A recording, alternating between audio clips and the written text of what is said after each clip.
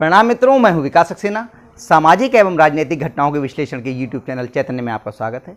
आप देख रहे हैं विकास की बात।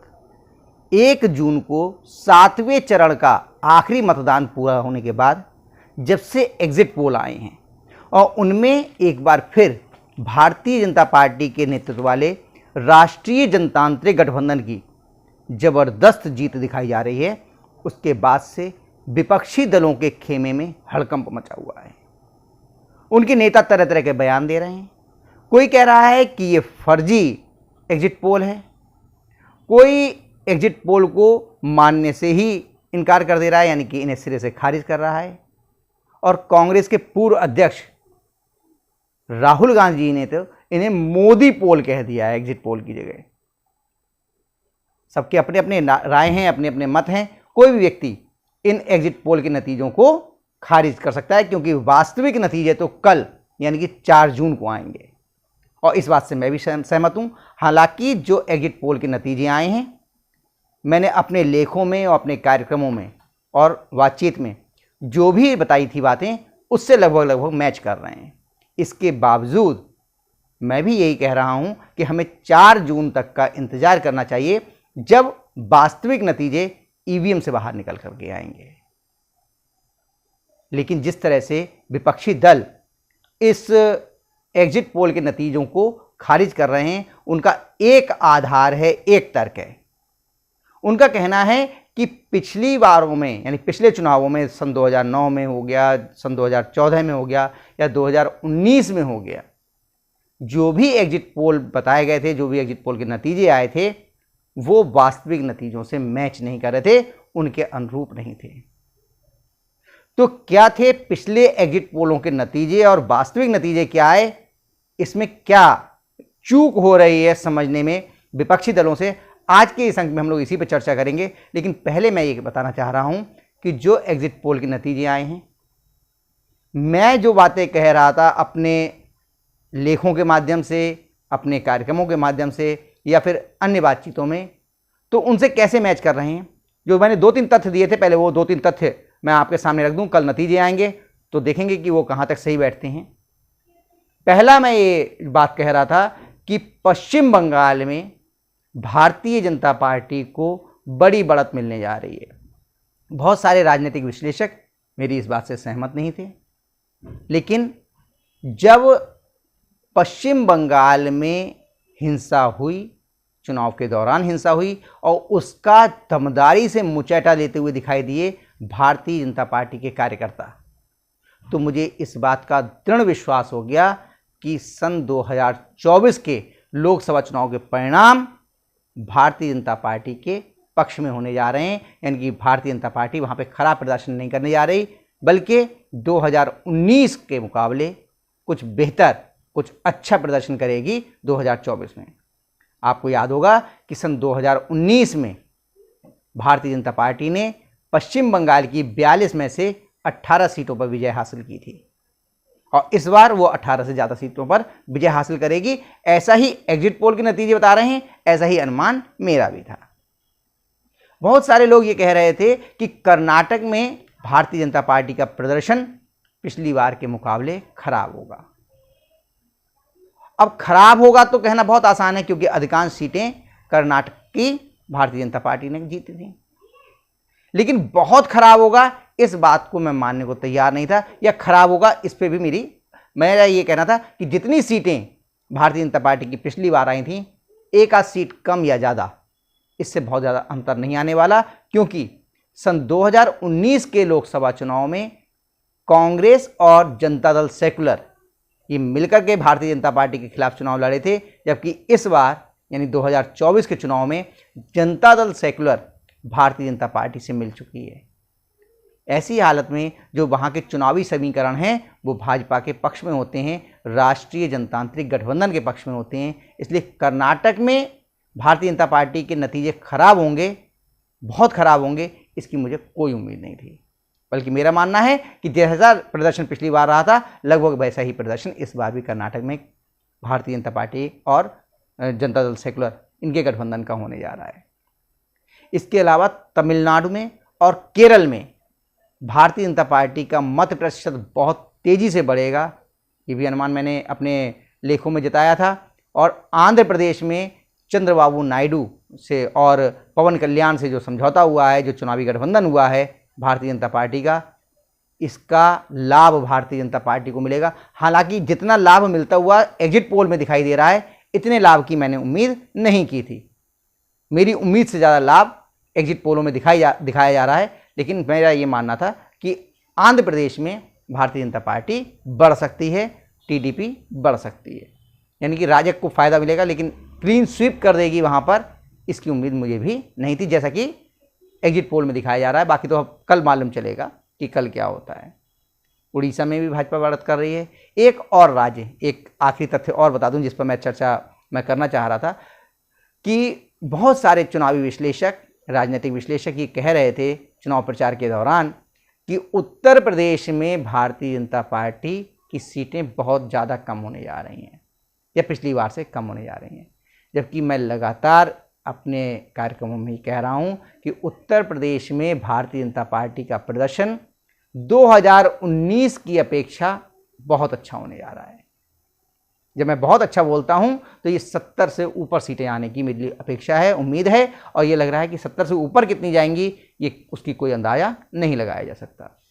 हालांकि मैं 70 पे भी इसलिए अटक गया, पहले मैं 75 प्लस कह रहा था, क्योंकि भारतीय जनता पार्टी ने जो उम्मीदवारों का चयन किया वो मुझे ये लगता है कि बहुत ज़्यादा समझदारी से, बहुत ज़्यादा उससे नहीं किया है। कुछ खराब प्रत्याशियों का चयन कर लिया उन्होंने, इस वजह से उसकी हो सकता है कुछ सीटें कम हो जाएं, ऐसा मेरा अनुमान था। लेकिन फिर भी ओवरऑल मेरा ये मानना था कि भारतीय जनता पार्टी का नेतृत्व वाला राष्ट्रीय जनतांत्रिक गठबंधन और खुद भारतीय जनता पार्टी 2019 की अपेक्षा एक अच्छा प्रदर्शन करने जा रही हैं 2024 के लोकसभा चुनाव में। 2019 में भारतीय जनता पार्टी को 303 सीटों पर सफलता मिली थी, जबकि राष्ट्रीय जनतांत्रिक गठबंधन 353 सीटों पर विजयी हुआ था। लेकिन एग्जिट पोल के बाद जिस तरह से हमलावर हुए हैं विपक्षी दलों के नेता इन सर्वेक्षण करने वाली संस्थाओं पर, मीडिया के ऊपर, उससे उनकी खींच समझ में आती है। वो कह रहे हैं कि पिछले बार में लगातार ये जो एग्जिट पोल हैं वो गलत साबित हुए हैं। तो ये बात बिल्कुल सही है, लेकिन इनकी कमी कहाँ रही है, गलती इनसे कहाँ हुई है जो एग्जिट पोल हुए हैं, उसको थोड़ा सा समझते हैं। आप समझिए, सन 2019 यानी पिछले लोकसभा चुनाव में 13 संस्थाओं ने एग्जिट पोल किए थे और उनका जो पोल ऑफ द पोल यानी कि इनका जो औसत था वो ये कह रहा था कि राष्ट्रीय जनतांत्रिक गठबंधन जो भाजपा के नेतृत्व में गठबंधन है उसको 306 सीटें मिलेंगी और जो आपका यूपीए है यानी कि कांग्रेस के नेतृत्व वाला जो गठबंधन था उसको 120 सीटें मिलेंगी। लेकिन जब वास्तविक नतीजे आए तो राजग को यानी कि एनडीए को 306 की जगह 353 सीटें मिली, यानी कि जो अनुमान था उससे 47 सीटें अधिक। सन 2014 की बात करते हैं। सन 2014 में यह अनुमान लगाया जा रहा था कि भारतीय जनता पार्टी वाला जो गठबंधन है उसे 283 सीटों पर विजय हासिल होगी। ये मान के चल रहे थे वो कि इनकी पूर्ण बहुमत की सरकार बन जाएगी गठबंधन की, लेकिन अकेले भारतीय जनता पार्टी को बहुमत प्राप्त नहीं होगा। लेकिन 2014 में जब चुनावी नतीजे आए तो अकेले भारतीय जनता पार्टी ने 283 सीटों पर विजय हासिल की थी और उसके नेतृत्व वाला राष्ट्रीय जनतांत्रिक गठबंधन 336 सीटों पर विजयी हुआ। और कांग्रेस, जिसके बारे में यह माना जा रहा था कि उसके नेतृत्व वाला जो यूपीए गठबंधन था वो 105 सीटों पर विजयी होगा, लेकिन उसकी सीटें घट करके केवल 60 रह गई थी सन 2014 में। जिसको बढ़त में दिखा रहे थे यानी कि एनडीए को, उसकी 53 सीटें अनुमान के मुकाबले ज्यादा है। अब 2014 नहीं 2009 पे भी हम लोग बात करते हैं। सन 2009 में 4 जो है संगठन थे, जिन्होंने संस्थाएं थी जिन्होंने इसका एग्जिट पोल किया था और इन चारों का जो औसत था उसमें यह कहा जा रहा था कि भारतीय जनता पार्टी के नेतृत्व वाले राष्ट्रीय जनतांत्रिक गठबंधन को 185 सीटें मिलेंगी, लेकिन इसकी सीटें रह गई 158। और यूपीए जो कांग्रेस के नेतृत्व वाला गठबंधन है, उसके बारे में कहा जा रहा था कि उसे 195 सीटें मिलेंगी, लेकिन यूपीए को सीटें मिली 262, अनुमान से 67 सीटें अधिक। अब तीनों में देखिए साम्यता क्या है। सन 2019 में जिस गठबंधन को विजयी दिखाया जा रहा था एग्जिट पोल के औसत में, यानी कि एनडीए, उसको अपेक्षा से 47 सीटें अधिक मिली। सन 2014 में भी एनडीए को ही विजयी दिखाया जा रहा था, यानी बढ़त में दिखाया जा रहा था, उसे अपेक्षा से 53 सीटें अधिक मिली। और सन 2009 में यूपीए यानी कि कांग्रेस गठबंधन के लिए बढ़त में दिखाया जा रहा था, उसकी 195 सीटें दिखाई जा रही थीं, उसे भी अपेक्षा से 67 सीटें अधिक मिली। यानी कि लगातार तीनों चुनावों में, लोकसभा चुनावों में, 2009 में, 2014 में और 2019 में एग्जिट पोल के नतीजे गलत साबित हुए हैं। लेकिन ये गलत साबित हुए हैं जो विजयी दिखाई जा रही थी उस गठबंधन के पक्ष में।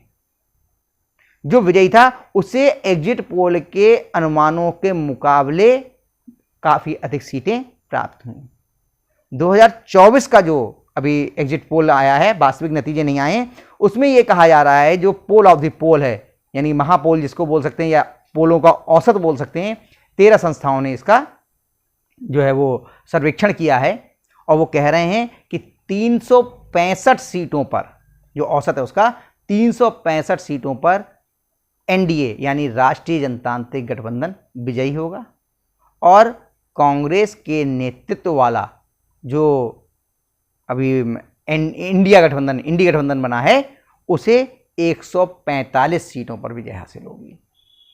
तो अगर पिछली बारों के मुकाबले जिस तरह से पिछले चुनावों में एग्जिट पोल के नतीजे गलत साबित हुए, इस बार भी गलत साबित हुए, तो सीधा सा मतलब है कि राष्ट्रीय जनतांत्रिक गठबंधन यानी भाजपा के नेतृत्व वाले गठबंधन की सीटें इससे ज़्यादा आएंगी और इंडी गठबंधन जिसका नेतृत्व कांग्रेस कर रही है, उसकी सीटें 145 से कम हो जाएंगी। क्या होगा ये कल मालूम चलेगा। मैं इस पर किसी भी प्रकार की कोई टिप्पणी नहीं कर रहा हूं।